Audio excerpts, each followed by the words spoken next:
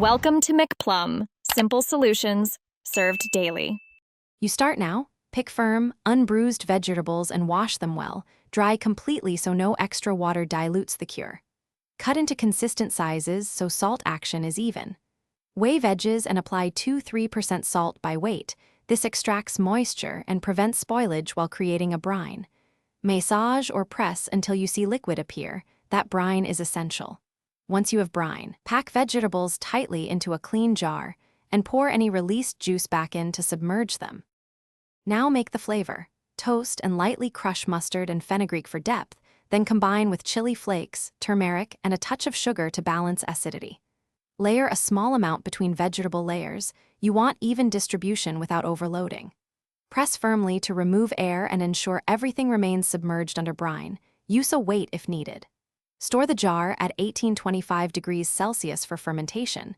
Check daily, skim any foam, and release trapped gases. Fermentation develops tang and preserves without oil.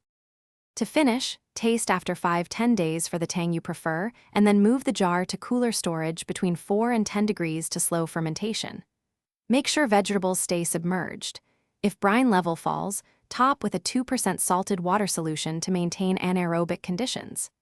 If you see white, filmy calm yeast, skim it off gently and continue. But if you detect a foul odor or colorful mold, discard the batch. Proper salting and cleanliness prevent most problems.